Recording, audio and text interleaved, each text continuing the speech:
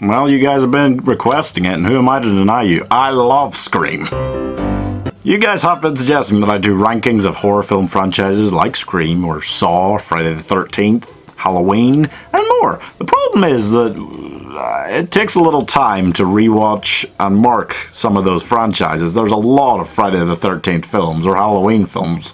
So I'll start with Scream, okay, and then maybe I'll get to some of those later, okay? Scream was the brainchild of Wes Craven after he'd already come up with the original Last House on the Left, The Hills Have Eyes, and of course A Nightmare on Elm Street, okay?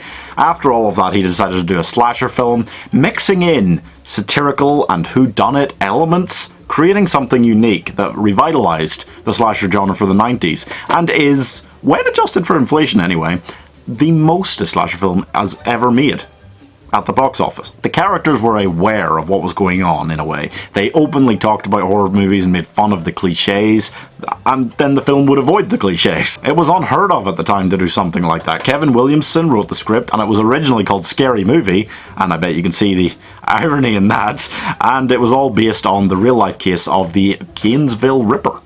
So, shall we begin? This is my one-minute review for Scream. Not scared, are you? Squeak.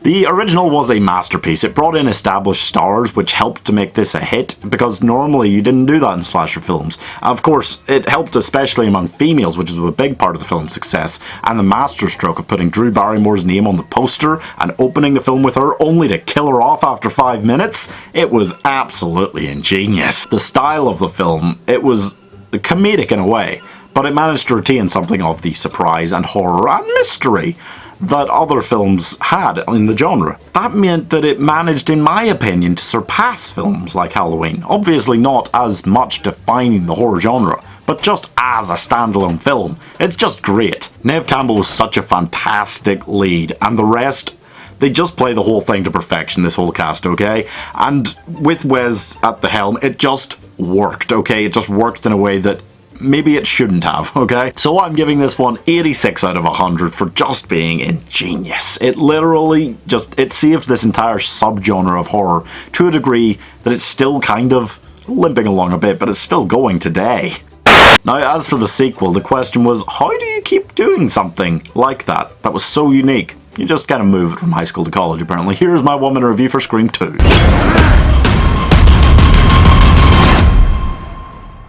In this one, they decided to make fun of horror sequels, which they said was never as good as the original, which... Did Wes Craven... Is he so meta that he made this one worse than the first one on purpose?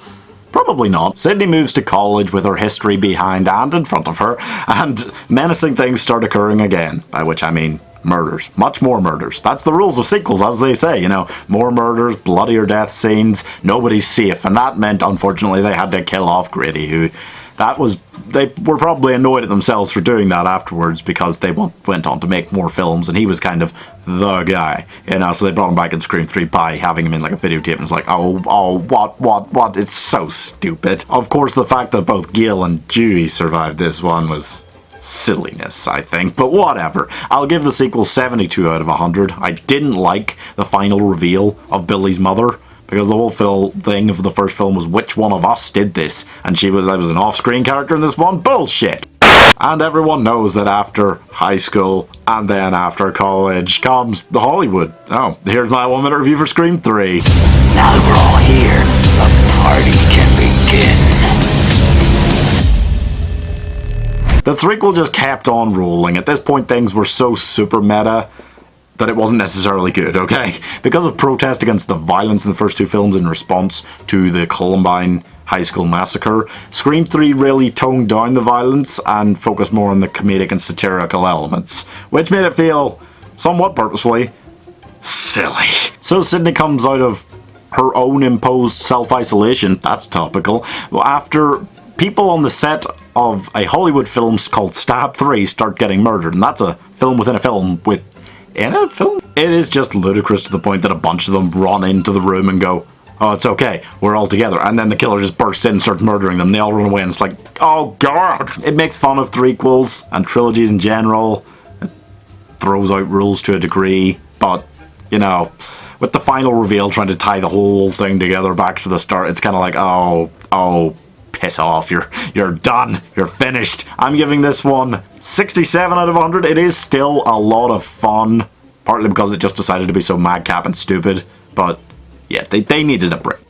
And after Wes took a break, he decided to come back for one last roll of the dice. I don't know if it was meant to be just one last roll of the dice, but he died in 2015 after making this, and as far as I know, so far it's the last one. This is my 1 minute review for Scream 4. The final installment in the franchise for now. Well, in the film franchise. They made the TV show. Anyway, it brings us back to Woodsboro because of course it does. What else could it do? It managed to get involved in a whole new generation of satirical horror through adding the technological aspect, which is tragically defining modern horrors. Oh god, there's some bad shit out there, guys. Why?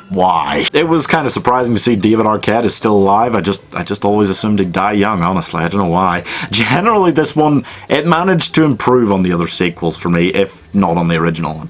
It was never going to improve on the original. But it made something just newer, okay? The ending, for sure, it managed to do the thing that Scream 3 teased in, Sydney turning bad, while also copping out of that happening, which was a tricky boy solution, but I quite liked it, okay? And obviously, it defined Emma Roberts' career. She's still kind of riding off the success of this by being in other things. I'll give Scream 4 75 out of 100. It just should be the ending, okay? And that's all we've got today, folks, but what other franchises deserve to be ranked? In case you weren't keeping count, we've got Scream 3 at the bottom, then Scream 2, then Scream 4, then the original Master Poise Boy, Scream, okay? So just let me know what you want in the comments for next week, and, don't let it be a horror franchise with, 20 installments. It stunned me how many Friday the 13th films are there, guys. It's bad.